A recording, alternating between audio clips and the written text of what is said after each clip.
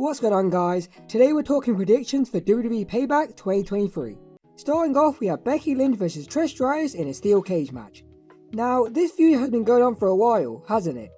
It started with Trish and Becky at Night Champions, carried on into Money in the Bank.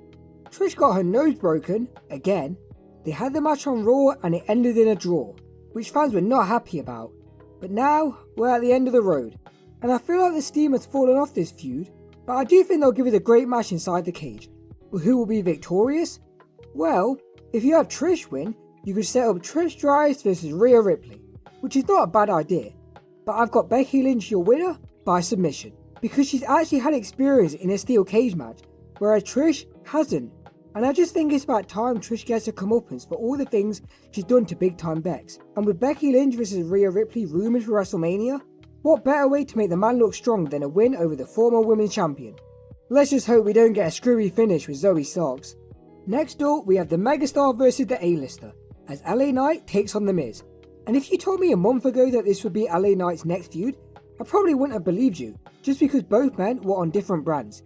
But I am looking forward to this match. The promo battle between the two set the internet ablaze, with both stars taking heavy shots at one another, with The Miz even coming out dressed as the Megastar. He's pretty good at that, isn't he? So I think the match itself will be decent. But who will come out on top? Well, it's LA Knight, there's no question. He is on a mega push at the minute, which is rightfully so for the Megastar. And The Miz screwed LA Knight in his match against Austin Theory, so you know Knight's going to want his revenge. And I just can't see The Miz winning, it makes no sense. Hornswoggle winning the Cruiserweight Championship makes more sense. Oh wait, that actually happened. Moving on. Up next is Rey Mysterio taking on the former champion Austin Theory. And to be honest, there's two ways this could go. Rey defeats Austin Theory clean as a whistle, and he goes on to feud with his teammate Santos Escobar. Or you have Santos screw Rey, Austin Theory defeats him, and then we get a triple threat match. But since Rey just won the title, I don't see them taking it off him anytime soon. But if the former champion does win, it wouldn't be that unrealistic considering he didn't have time to prepare for the Master of the 619 compared to this time. So overall, I'm sticking with Rey Mysterio to retain his title. Okay, it's Tag Team Championship time next, as Sami Zayn and Kevin Owens take on the Judgment Day's Finn Balor and Damian Priest. And I honestly don't know who's going to win, because on the one hand, you could have Sami Zayn and Kevin Owens win, as they haven't defended their titles in a while, and it could carry on their momentum from WrestleMania, which internally could drive a wedge even further between the Judgment Day, as Finn's lost repeatedly on Raw thanks to Damian's briefcase, but Damian has won repeatedly, and with JD seemingly to be the next member, it makes you wonder. Plus, Rhea Ripley has put a lot of pressure on Balor and Priest, saying that they need to win at Payback or else.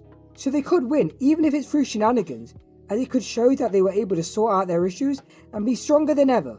And what a sight that would be, all members of the Judgment Day being champions. So overall, I'm going to go with the Judgment Day for the 1, 2, 3. And speaking of the Judgment Day, next up we have Rhea Ripley taking on Raquel Rodriguez. And I actually really like the storyline for this one, as Rhea's been using a size and strength advantage to take out people like Liv Morgan and Natalya. But against Raquel, she wasn't able to do that. She even went as far to take out a competitor with a steel chair. But now that Raquel's healed, this time Rhea will be the one at a disadvantage. And we can't forget to mention the former friendship these two had. With their feud in NXT and now on the main roster, it's going to be a hard-hitting bout. And I actually want Raquel to win. I think she's got the look and the talent to be champion. We know she can have great matches with the likes of Ronda Rousey and Trish Stratus, but in the end, I think Rhea will reign victorious, as a win over Raquel would definitely help her in a future matchup with big time Becks on the horizon.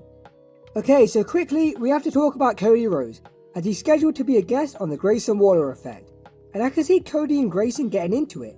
Grayson might mention Cody lost at WrestleMania, which still upsets me to this day, and they might start a feud, or Cody could crosswords Waller, but it should be entertaining either way.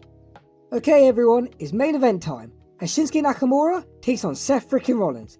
And at first, I wasn't really into the idea of this feud, but then they started going into the story of Seth's back, the pain he's been carrying with him.